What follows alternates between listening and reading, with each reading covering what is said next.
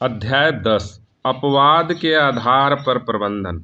Manager के रूप में आपका लक्ष्य यह है कि आप उस 50% कामकाजी प्रदर्शन का ताला खोल दें जिसे कर्मचारियों ने अपने भीतर बंद कर रखा है। यह लक्ष्य हासिल करने के लिए आप उन्हें विवश नहीं करते हैं, बल्कि उनकी इच्छा जगाते हैं ताकि वे हमेशा ऊंचे स्तर पर प्रदर्शन करने के लिए अंदर से प्रेरित हो जाएं। याद रखें, आप बाहर से किसी को प्रेरित नहीं कर सकते, आप तो सिर्फ एक ऐसा माहौल बना सकते हैं जिसमें कर्मचारी ज़्यादा और बेहतर काम करने के लिए अंदर से प्रेरित हो जाए। अपवाद के आधार पर प्रबंधन प्रबंधकों का एक जबरदस्त औजार है जिसका इस्तेमाल हर मौके पर करना चाहिए। यह ज़्यादा व बेहतर काम करने की उत्कृष्ट प्रेरणा देता है क्योंकि यह लोगों के आत्मविश्वास और सक्षमता को बहुत बढ़ा देता है।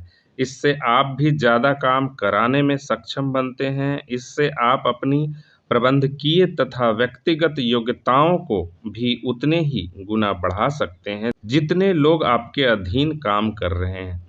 उन्हें काम करने दें। अपवाद के आधार पर प्रबंधन का इस्तेमाल तब किया जाता है जब आप किसी कर्मचारी को काम स्पष्टता से और पूरी तरह सौंप देते हैं। आप उसके साथ बैठकर इस पर विचार विमर्श करते हैं और मिलकर तय करते हैं कि क्या हासिल करना है, इससे मापने के मापदंड क्या हैं और इसे कब तक पूरा करना है। आवश्यकता होने पर आप प्रगति की समीक्षा करने के लिए समय सारणी भी पहले से बना लेते हैं। फिर आप उस कर्मचारी को काम करने के लिए तब तक स्वतंत्र छोड़ देते हैं जब तक कि पहले से तय चीज़ों में कोई फेरबदल न हो या जब तक कि कोई अप्रत्याशित चीज़ गलत न हो जाए।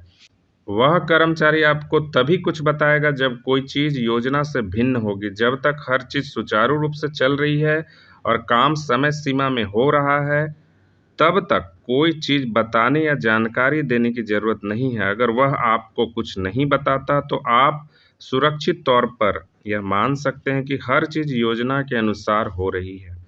मिसाल के तौर पर, अगर आप हर सप्ताह 1000 यूनिट जैसा निश्चित बिक्री लक्ष्य तय करते हैं, तो प्रोजेक्ट के लिए जिम्मेदार व्यक्ति आपके पास सिर्फ तभी आएगा जब साप्ताहिक बिक्री 1000 से कम हो। इसके अलावा स्टाफ के सदस्य को आपके पास आने या जानकारी देने की ज़रूरत नहीं है। उसके पास काम करने और अपने मनचाहे तरीके से करने की पूरी स्वतंत्रता और स्वायत्तता है। अपवाद के आधार पर प्रबंधन के मामले में आप कभी-कभार जांच कर सकते हैं कि चीज़ें कैसे हो रही हैं, लेकिन उद्देश्यों के आधार पर प्रबंधन की तरह ही यहाँ भी आपको किसी तरह का हस्तक्षेप नहीं करना चाहिए। आप कर्मचारियों को उनके मनचाहे तरीके से काम करने की जितनी ज़्यादा स्वतंत्रता और जिम्मेदारी देंगे, वे उतने ही ज़्यादा सकारात्मक और प्रेरित होंगे। उद्देश्यों के आधार पर प्रबंधन की तरह ही अपवाद के आधार पर प्रबंधन से भी आपका बहुत सारा समय बच सकता है। जब आपको लगातार किसी काम के समय पर पूरा होने की निगरानी और उसका नियंत्रण नहीं करना पड़ता, तो आप उस काम से स्वतंत्र हो जाते हैं। तब आपके पास दूसरे काम करने के लिए ज़्यादा समय रहेगा और जब आपके स्टाफ का सदस्य काम पूरा कर लेता है, तो वह गर्व और संतुष्टि से यह कह सकता है, मैंने इसे खुद किया है। उत्कृष्ट मैनेजर वह होता है जो लगातार ऐसी परिस्थितियां बनाता है जहां कर्मचारी यह महसूस कर सके कि उन्होंने न्यूनतम निर्देशों, मार्गदर्शन या निगरानी के साथ पूरा काम खुद किया है। इसके फलस्वरूप वे विजेता जैसा महसूस करते हैं।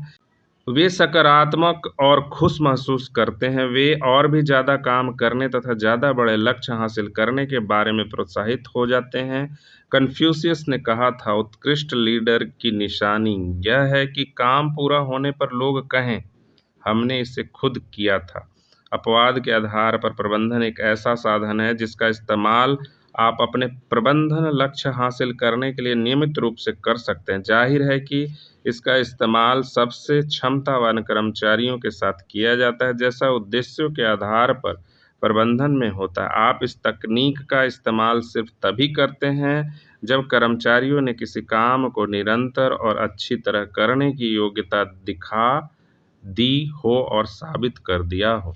दो बुनियादी आवश्यकताओं को संतुष्ट करें। अपने सर्वश्रेष्ठ स्तर पर प्रदर्शन करने के लिए कर्मचारियों को कामकाज के संसार में दो बुनियादी चीज़ों की आवश्यकता होती है। पहली तो स्वायत्तता आवश्यकता कहा जाता है, जिसका मतलब है कि व्यक्ति के रूप में अलग दिखने, सम्मान पाने और व्यक्तिगत प्रदर्शन के लिए अलग हटकर दिखने की आवश्यकता। कर्मचारी को इस बात की ज़रूरत होती है कि व्यक्तिगत उपलब्धि के लिए उसकी पहचान बने। यह मैं खास हूँ वाली आवश्यकता है। निर्भरता की आवश्यकता वह दूसरी आवश्यकता है जो ऑफिस में हर व्यक्ति को होती है। लोग यह महसूस करना चाहते हैं कि वे खुद से ज़्यादा बड़ी किसी चीज़ का हिस्सा हैं। लोग किसी टीम का हिस्सा बनना चाहते हैं। मनोवैज्ञानिक अब्राहम मास्लो ने इसे संबद्धता की आवश्यकता कहा था।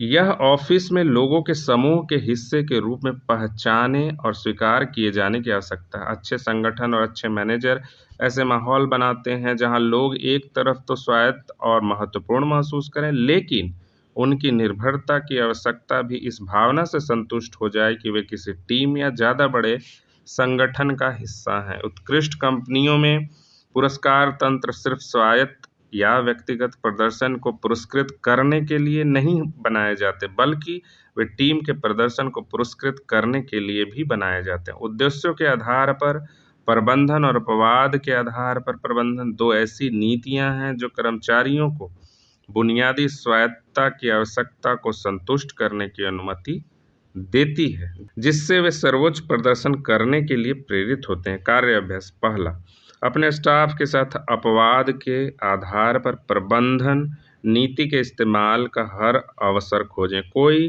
काम सौंपकर कर्मचारी से कहें कि उसे आपको तब तक कुछ बताने की ज़रूरत नहीं जब तक कि हर चीज़ समय पर और सही चल रही हो। दूसरा, स्टाफ के सदस्य को प्रोत्साहित करें कि अगर किसी वजह से वह काम समय सीमा से भटक जाता है या किसी दूसरे कारण से अटक जाता है, तो वह सहायता और मार्गदर्शन के लिए आपके पास आए।